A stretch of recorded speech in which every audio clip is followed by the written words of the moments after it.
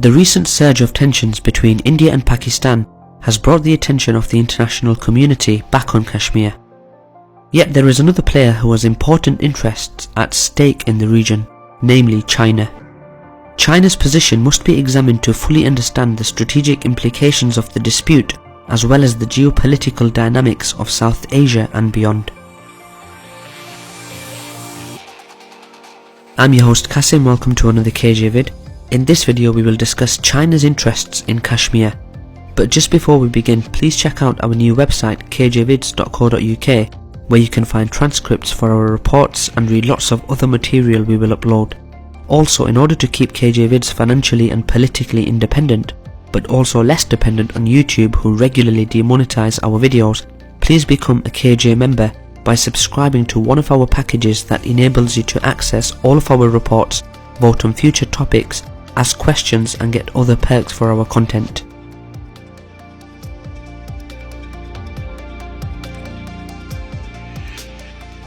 Even though it is sometimes neglected, the Kashmir issue is a trilateral matter.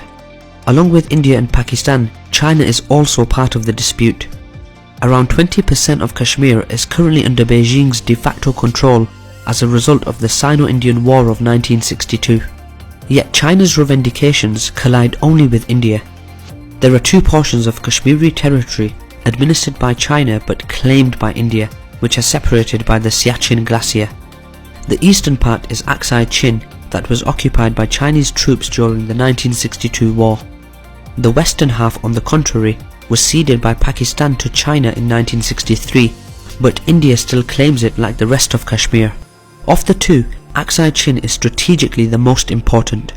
Whilst the risk of conflict is low and the line of control is generally respected, Beijing is determined to keep it under its authority due to its great strategic importance. As a matter of fact, Aksai Chin is a pivot zone that China must control to pursue its geopolitical ambitions. The area connects the two Chinese autonomous regions of Xinjiang and Tibet, both affected by separatist tendencies and both essential for Beijing to extend its influence towards Central and South Asia, notably in the context of the One Belt One Road initiative. In this regard, Aksai Chin is also the crossroad for the China-Pakistan Economic Corridor or CPEC that is being constructed to connect China's landlocked western provinces with the Indian Ocean and its lucrative maritime trade routes. But Aksai Chin is also useful for Beijing in the context of the broader geopolitical competition with New Delhi. While it does not want high tension along the border and even less an open war, China exploits the existing border disputes with India to keep a certain pressure on it so to hamper its rise and prevent it from becoming a peer competitor. By doing so, Beijing obliges New Delhi to consume resources that it could otherwise employ to develop its economy. Or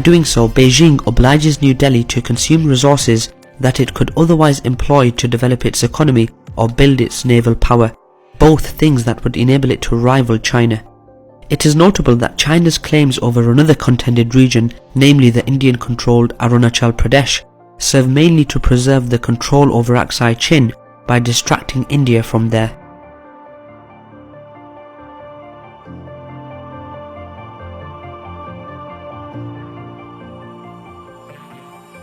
While there is some degree of cooperation in the form of trade and negotiations to solve the existing disputes, India perceives China as a geopolitical rival and potentially a threat to its own national security. After an initial period of friendship immediately after they gained independence in the late 40s, the relations between the two powers soon cooled down to the point of degenerating in the aforementioned 1962 war. Since then, New Delhi has regarded Beijing with suspicion, even more as it began rising as a major power. India is concerned about China's military presence along their long border, but also of its increasing naval power, of its geopolitical initiatives like the One Belt One Road initiative, and most importantly of its close relations with Pakistan. As a matter of fact, Beijing and Islamabad have been fostering very deep ties in the past few years in various domains. They cooperate diplomatically by supporting each other's interests in international organizations.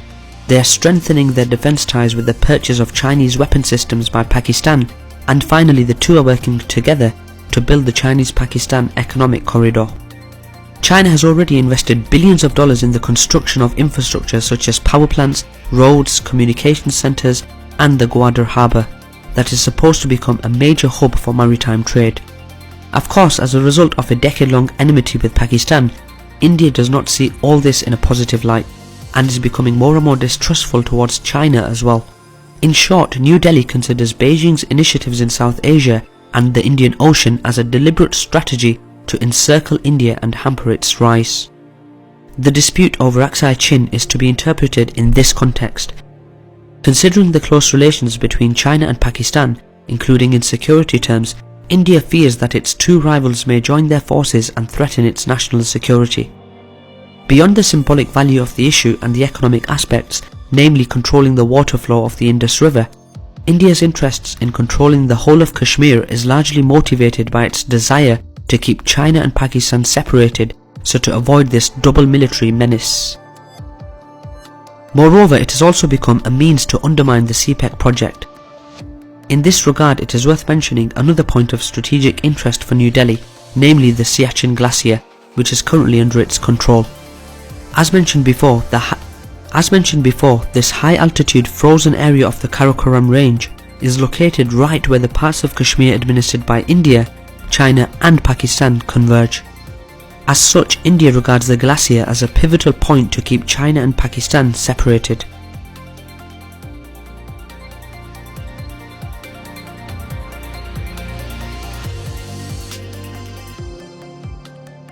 This overview shows that Kashmir is also important in the optic of the Sino-Indian relations and is becoming even more significant given the recent geopolitical trends. Yet none of these three powers wants an escalation, including China. At the peak of the crisis, in spite of its close ties with Pakistan, China did not intervene in its support. Instead, it joined many other countries in calling both sides to act with caution and avoid an escalation. The reason is that it is not in China's interests to have a high-tense confrontation along its southern-western borders.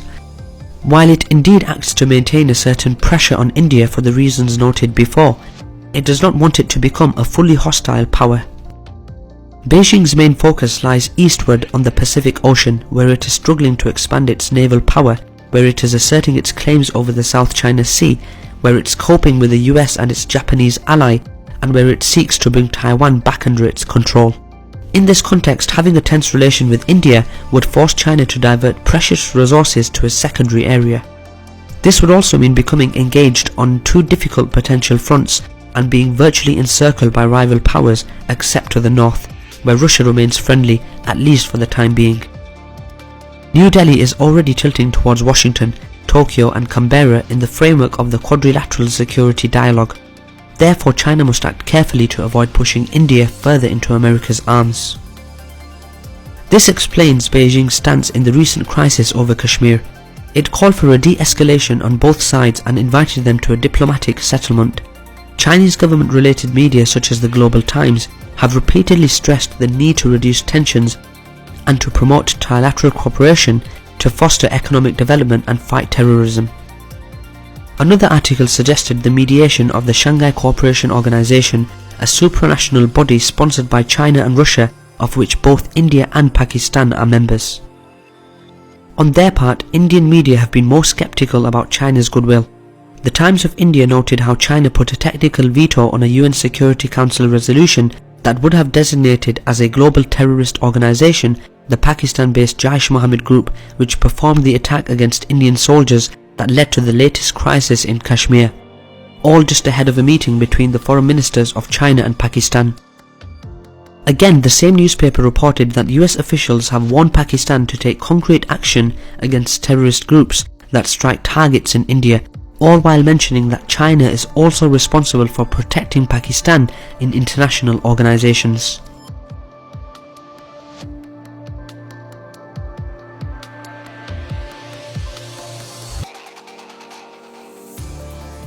The dispute over Kashmir has been at the core of the Indian-Pakistan rivalry for decades, but now it is getting an unprecedented international relevance.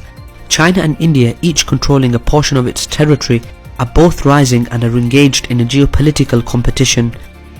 The Sino-Pakistani partnership is stronger than ever, and New Delhi is tempted to align with Washington and other like-minded capitals to counter Beijing's influence.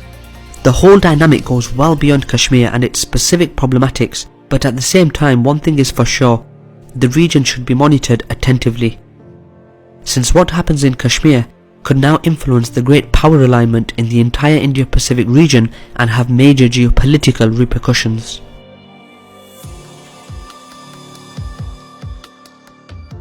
That's all for today guys, thanks for watching another KJ vid. What are your views on the situation in Kashmir? Do you think the situation is likely to escalate further, or will there be more trilateral cooperation between China, India and Pakistan? We would love to hear from you in the comments below.